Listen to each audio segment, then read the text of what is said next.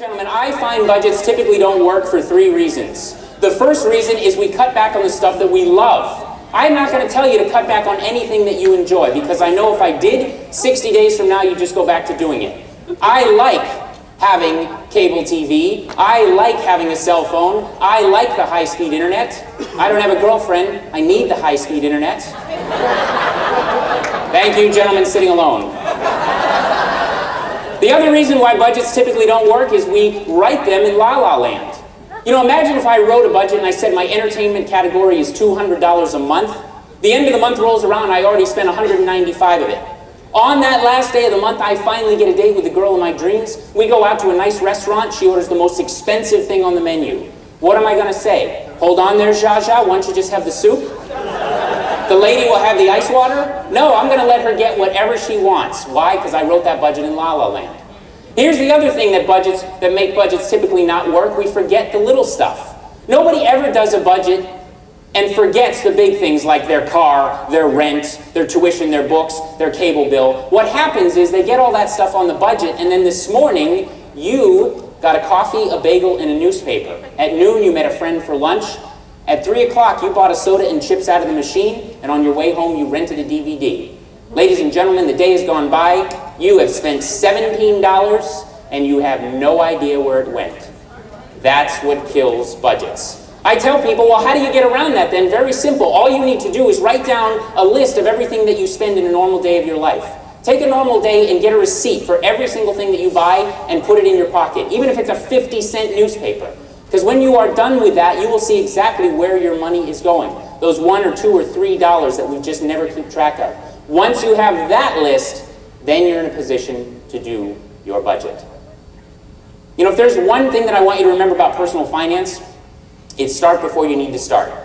If there's one thing I want you to remember about me, it's that I am not about giving speeches, I'm about changing financial lives. That's why when I come to your campus or your base, I actually stay the entire day.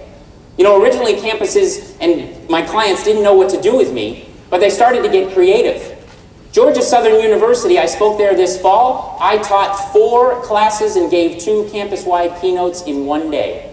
Broward Community College in Fort Lauderdale, they don't even have me give a speech. They asked me to come to their student activities lounge, sit down with students for one-on-one financial advising. And for 5 hours, I checked students' credit reports, went over them with them, and I answered every question from, hey Pete, I'm 23 years old and I think I'm ready to buy my first house, all the way to, hey Pete, I'm 19 years old and I'm in collections. Can you help me? I spoke at Southern New Hampshire University and they said, if you're going to stay the entire day, we don't want you to just do a program for the students, we want you to do one for the faculty and staff as well. And over 105 faculty and staff came to my session to get their personal finances in order. And a school in New York just emailed me and said, will you come on this day? And by the way, that is the same day where we are going to be doing our annual student activities budget. Will you help us with that? The answer is absolutely, because it is not about giving speeches, it's about changing financial lives.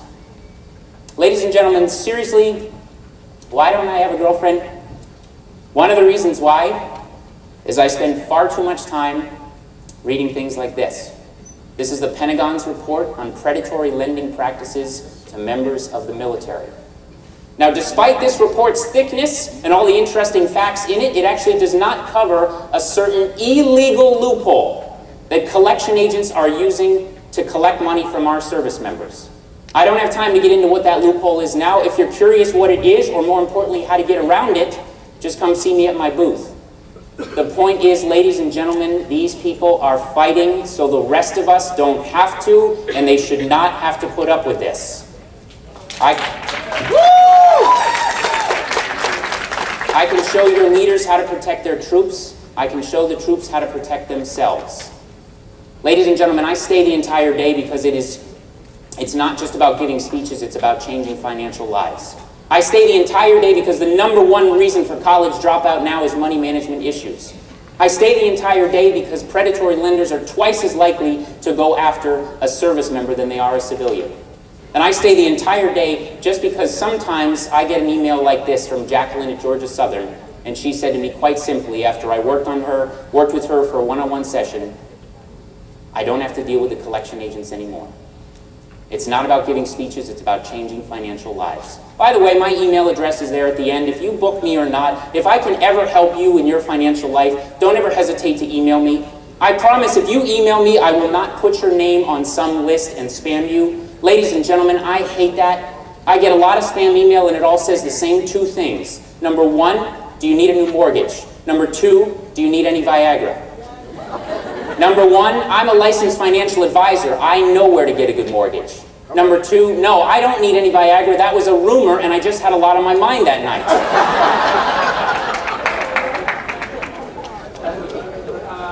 You know, sometimes I tell students that my freshman year at college, I was $5,000 in credit card debt. And when I tell students that, they ask me, how did you get out? And the way that I got out was I just did everything that we talked about in this showcase. I got my credit score up. I got my interest rates on my credit cards down. I tracked my expenses. I found an extra $50, $75 where I could put towards my credit card debt. And it took me 4 years, but I finally got out of it. What I want to talk to you guys today is not about how I got out, but how I got in. 6 months during my freshman year at the University of Miami, I am the life of the party. Drinks are on me, dinner's on me, this cab ride's on me, get me later. And ladies and gentlemen, everybody loved me for the first 6 months, and then one day around February, a bill comes in from my Chase Manhattan credit card, and I couldn't make the minimum payment. I had run out of money, but the sad thing was, I learned the hard way that I had just run out of friends. I do enough speeches on campuses where students will say to me sometimes, "Hey, finance guy, what kind of car do you drive?" Well, let's clear that up right now. I drive a 1999 Mercury Sable with 140,000 miles on it. And I drive that car because one day I made a list of everything in my life that is important and everything that is not. And on that list of what's not important, a car actually showed up on it. It's never really been in something I'm interested in. And right now, ladies and gentlemen, I can afford to buy a much nicer car. There is only one problem. If I bought that car, I would not be buying it for me. I would be buying it so you would see me in it. And ladies and gentlemen, I am through buying stuff to impress other people because I have found it to be two things. I have found it to be two things: expensive and lonely. By the way, if you ever see that car, you will see it parked in the driveway of a house with an ocean view. And one of the ways that I was able to afford that house was I stopped buying things to impress other people. You know, all of us, we get bombarded with so many images. And all those images are different, but really they all say the same thing. And that thing is this: you will not be happy until you have this, or this, or this. And you and I both know that as soon as we buy that, there's 200,000 more images right behind it that are just going to tell you, you know what, here's another reason to be unhappy. But occasionally, we get hit with some images that melt our hearts, that sear into our soul and make us proud to be members of the human race.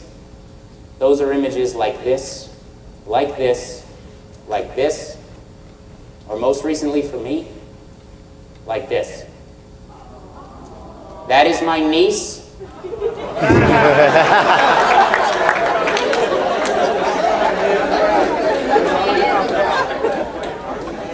Surprised a few of you there. That is my niece to be born into this world on May 19th.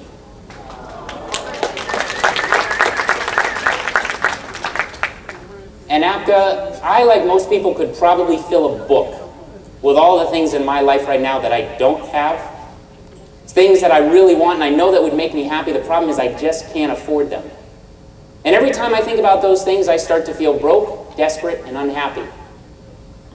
But on December 29th, when my mom handed me that photo and said, "You're going to be an uncle," I felt like the wealthiest man alive. So when I say start before you need to start, maybe what I mean is we don't start with budgets or credit scores. What I mean is maybe we start by realizing that these things that we are constantly buying in order to feel happy, those feelings we are trying to create by buying things, if we just open our eyes to the wonderful things around us, we can get those feelings for free. My name is Peter Bielagus. Have a wonderful conference. Thank you very much.